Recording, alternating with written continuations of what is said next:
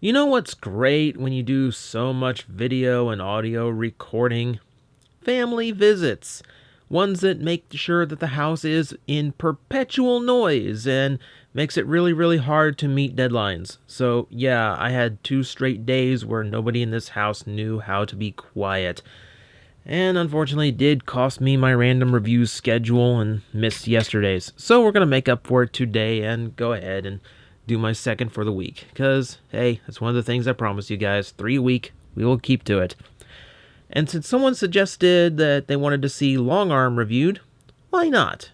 So yeah, movie 7, Longarm, movie '07. We're gonna have 7 movies of those one a day these days, and it's gonna make the numbering confusing. So yeah, here we have Longarm as a white pickup truck with lots of blue and black paint apps to break it up and give him a more interesting look. The paint apps are actually based on one of the tow trucks in the original movie, the one that Michaela used to drag Bumblebee's, busted up corpse around the battlefield with.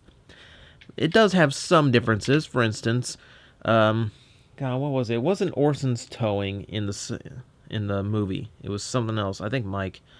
But Orson here, as a toy, that's a reference to Aaron Archer, who used to use Orson as a screen name, because our leaks used to have more official sources.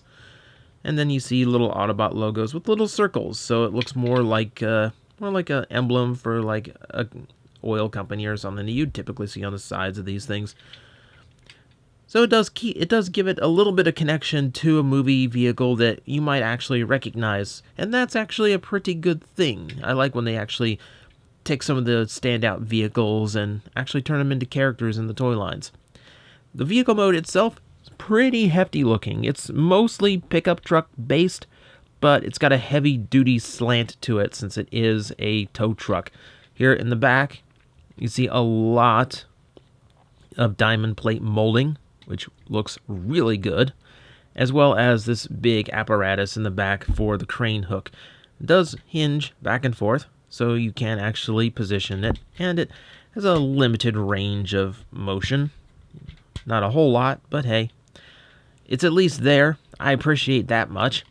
I like that the vehicle mode wraps all the way around. To see the rear bumper as such, going all the way around, and there really isn't anything exposed here. Like, the rear actually does a pretty good job considering, so much is exposed here. It doesn't really show anything of actual robot mode. And then we kind of get to this part where I really wonder why they didn't go a little bit farther. There's very, very small semblances of seats, but there's a lot of room in there, and that could have, I don't know, it's such a big, wide open window. I really am surprised there isn't more details molded into the actual cab of the truck. So there's plenty of other paint details I can talk about. The headlights have been painted silver, and they were originally like little translucent orange bits. And now only the turn signal piece is exposed from those. I do like the black. There's a little bit black breaking up the white there. It's really just a hinge, more or less. For the most part, that's all there really is to it. I can point out the light bar. I can point out that it rolls. But it does give us a chance to talk about something we normally don't get to talk about in the vehicle mode: proportions. Because this is a very wide truck. I mean, it does give you this.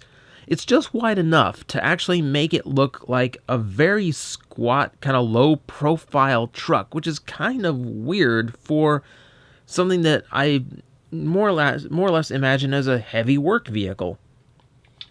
It's a little bit strange, and it always did strike me as a little bit strange. It's weird. It makes them stand out a little bit, but at the same time, there's just something a little bit odd about such a wide truck. But I don't know. Maybe that's just personal preference. Okay, so let's get this guy transformed, and I apologize if this is a little bit slipshot of a transformation, as I don't really transform these guys very often, and I'm trying to record this in the very brief window of actual quiet I have. So we're going to pop these parts open. That gives me a little bit more wiggle room. See, come on. Oh, yeah. Sorry. Like I said, bumper has to unclip.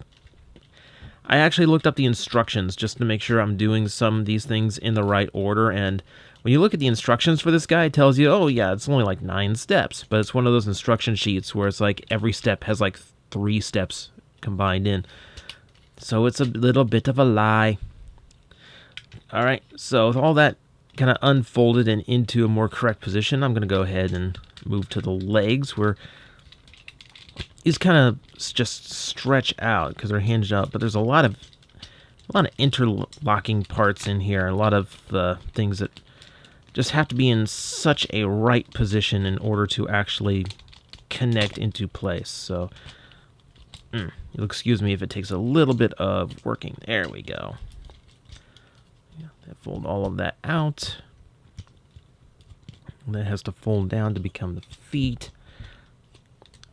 That becomes the heel, etc., etc. Move that down, all that into position, like so. From there, I'm going to separate the arms, bring them around to here, and then these panels fold up like so. Pieces in the back getting in the way. This big piece has to fold all the way out to this direction. Fold that in. I'm trying to remember exactly how it goes. Hang on. Yep. Don't want to forget that. Alright, with that. Oh, come on. I know that's how you go. Thank you.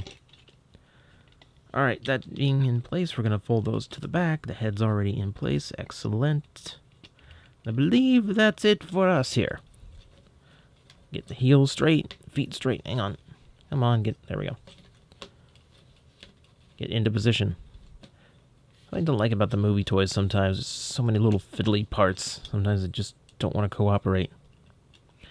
So with all that done, behold, Deluxe Class Longarm in his full robot mode, looking very buff, very powerful. This may be why the vehicle mode is just so wide. Someone was dead set on this guy having this really wide shoulder stance and really heavy look, and I kind of approve of that. I really like how the figure comes together and just how powerful he ends up looking. I'm going to give you a close-up of the head here because it's a rather interesting head for a few reasons. Number one, we have the Autobot symbol tampographed right there on top of his head. But he also has this nice look to him. He's a little bit Stormtrooper now that I look at him, but that might be just a little bit of Force Awakens still in my head. What gets to me a little bit is the head is vaguely hoist in design, and this toy did eventually become hoist. I always thought it would have made a good roadbuster for how wide it is in robot mode and for the shape of the head, but alas, they went with a different green repaint, so it was not to be. Now, as opposed to the mostly white vehicle mode, a lot more blue is present, though we still have the blue from vehicle mode for the feet, so that does incorporate in rather well. There's also a lot more black, breaking up the color here, and what I really like is some of that diamond plate actually did end up on the chest. Not the actual diamond plate from the vehicle mode, but the detailing was incorporated in to make it look like that some part of the rear section became his chest. It's a cheat, but I actually really like how it looks.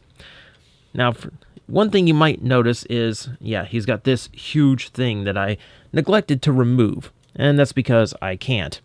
See, the weapon is actually so large on this toy that the designers felt the only way to actually incorporate it was to just screw it in place. So if you actually look, it is hard connected into the toy. There's the screw holding it in place.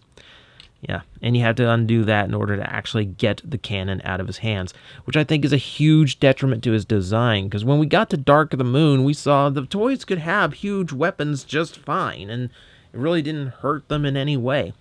So it really does, it is a big detriment to the toy, not only because you can't see him unarmed, but because if you want him to be a lefty, he can't. If you want him to, have a big nice display pose without that big weapon clunking in the way, you can't. It's unfortunate. I also say right now, just while we're on the subject of the cannon itself, I do like how the cannon looks. It does come together pretty well, and I like how much of an involved transformation it is. I don't know where I put the missile, but it's just a standard translucent orange missile, so you're not missing a whole lot. And hey, this means I don't have to accidentally fire it off in some direction just for a pitiful attempt to get a laugh. So, for the most part, yeah, I do really dig the toy. I love the look, and I love how heavy-duty all the details are. And this is one of those toys from the original movie line where they weren't trying to replicate how something looked on camera, which meant they could give it more of a standard look. There's still a bit of a classics vibe to the way this toy comes together. You can see, especially around here, where you see around these little orange panels here, where there isn't a bunch of heavy machine detail. There isn't a whole lot of useless like redundant levels of panel lining. They didn't overcomplicate the design at all. It's still very solid, and there's still something very classics, very Cybertron about the aesthetic to the toy, which I think is why it's always been one of my favorite movie figures. So let's go to articulation. The head is ball jointed, so it does have plenty of room. Nice tall neck, nice cut to the ball joint stem. It is partially held on with translucence, but it doesn't seem to be giving me an issue even after about 9 years of existence. The shoulders themselves are ball jointed, so full range all around. That's good. This and this piece on the back are going to hinder the articulation. That's not so good.